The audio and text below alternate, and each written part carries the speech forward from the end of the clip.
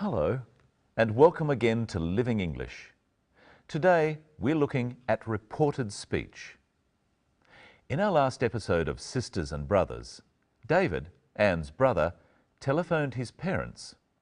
He spoke to his mother and his father, who he hadn't spoken to for 2 years.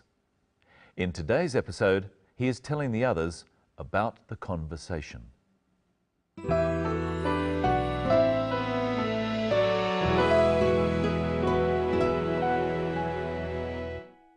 Goodbye.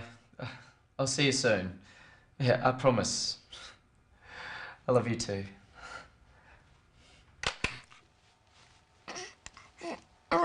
Well, what did they say?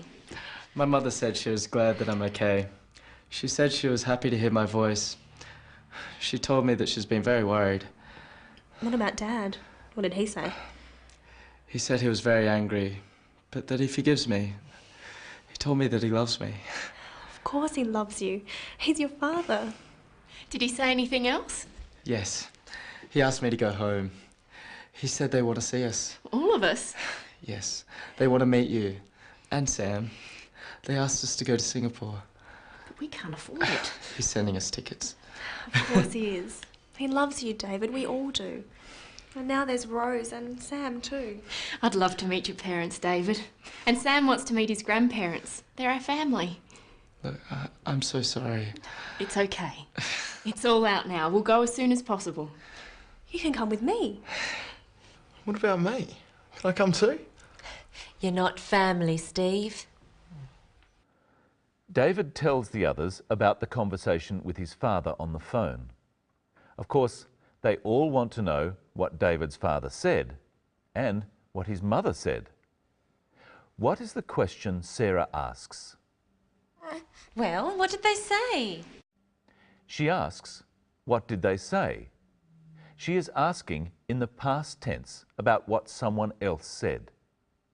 Repeat, what did they say, after Sarah. Well, what did they say? You try some other questions using this pattern. What did you do? What did you do? He win. What did he win? She find. What did she find? First, David tells the others what his mother said. My mother said she was glad that I'm okay. She said she was happy to hear my voice. She told me that she's been very worried. Let's look at all three of these statements. We've already worked out what the first statement was. I'm glad you're okay. The second statement was, she said she was happy to hear my voice. So what did David's mother actually say? I'm happy to hear your voice. She said she was happy to hear his voice. And what was the third statement? She told me that she's been very worried. So she actually said, I've been very worried. That statement is in the present perfect tense. Now let's listen to what David's father said to David. What about Dad? What did he say? He said he was very angry, but that he forgives me. He told me that he loves me. David's father said three things too. Sometimes when we report what someone else has said, we use the present tense and sometimes the past tense. Let's look at the three things David reports his father said and work out what David's father actually said. He said he was very angry. What did he actually say? I am very angry. He said that he forgives me. What did he actually say? I forgive you. He told me that he loves me. What did he actually say? I love you. Let's look at David's father telling David what he wants him to do. Bring Rose and our grandson. Your mother and I love you. We want to see you. We want to meet your family. So Norman, David's father, made 4 statements. Let's turn those statements into reported or indirect speech. First, bring Rose and our grandson. What verb should we use? Told. He told me to bring Rose and their grandson. Notice that because bringing Rose and their grandson is something that is going to happen in the future, we can't use the past. We use the infinitive to bring. He told me to bring. The next statement was, your mother and I love you. We can use told again. You try.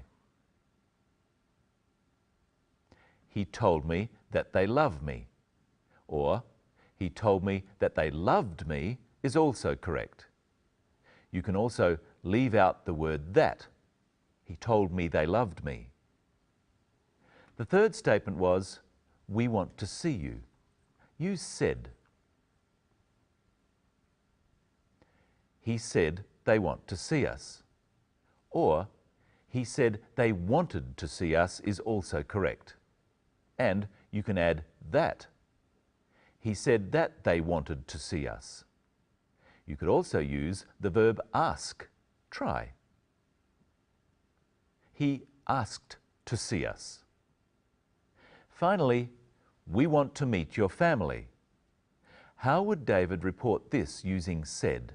You try. He said they wanted to meet my family. And now it's time for us to meet Michelle again. Hello, Michelle. Hello, Brenton. Thank you. Hello, everyone. Would you like to meet my family? I would love to meet your family. Let's look now at what Rose says she would love to do. I'd love to meet your parents, David. And Sam wants to meet his grandparents. They're our family. What would Rose love to do? She would love to meet David's parents. And what does Sam want to do? He wants to meet his grandparents. We can use many different verbs like this to express hopes and wishes about the future. Let's revise some of them using the phrase, meet your parents. Love to. I'd love to meet your parents. Want to. I want to meet your parents. Hope to. I hope to meet your parents. Expect to. I expect to meet your parents. When are they going to go? Watch again. I will go as soon as possible. As soon as possible. How soon is that? Very soon. Let's look again at some words we can use to describe times in the future. Brenton, I'm going to ask you to do some things. You tell me when you'll do them. I'd like a cup of coffee. Can you get me one? In a second. And can you get my lunch? In a minute. When can you help me fix my car? In a little while. And when can we go home? Soon. All of these expressions mean a small time in the future. As we've seen before, if we want to say exactly when in the future, we say at a time, at 2:30, or in a length of time, in a few days. Now we're going to look at something called inflection or stress. Oh, are you feeling stressed? Not that kind of stressed. Let's look first at something Anne says. You can come with me. In English, usually one word in a sentence is said with more emphasis or stress than the others. Which word in this sentence is most stressed? Me. She says, you can come with me. That's right. Anne is going to Singapore already, so David and Rose can go with her. Changing the stress can change the meaning of a sentence. Brenton, try stressing different words in that sentence and we'll see how the meaning changes. Okay. You. You can come with me. If you say it like this, it means the person you are talking to can come, but others can't. It is also more like an order. You can come with me. You can come with me. Before we thought you couldn't come with me, but now you can. You can come with me. You can come with me. You can come with me, or I can go by myself. Let's look at another example of how inflection changes the meaning. You must go. Oh, all right. Sorry. What are you doing? Now let's look at how to say those same phrases with different inflections. What are you doing?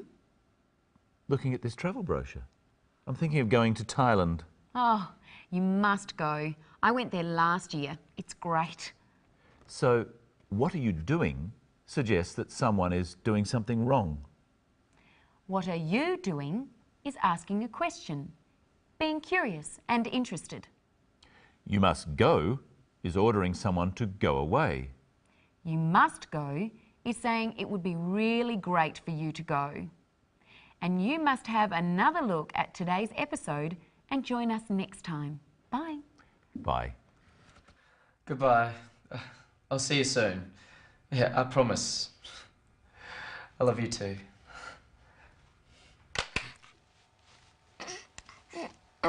Well, what did they say? My mother said she was glad that I'm okay. She said she was happy to hear my voice. She told me that she's been very worried. What about Dad? What did he say? He said he was very angry, but that he forgives me. He told me that he loves me. Of course he loves you. He's your father. Did he say anything else? Yes. He asked me to go home. He said they want to see us. All of us? Yes. They want to meet you. And Sam. They asked us to go to Singapore. But we can't afford it. He's sending us tickets. Of course he is. He loves you, David. We all do. And now there's Rose and Sam too. I'd love to meet your parents, David. And Sam wants to meet his grandparents. They're our family. Look, I'm so sorry. It's okay. It's all out now. We'll go as soon as possible. You can come with me. What about me? Can I come too? You're not family, Steve.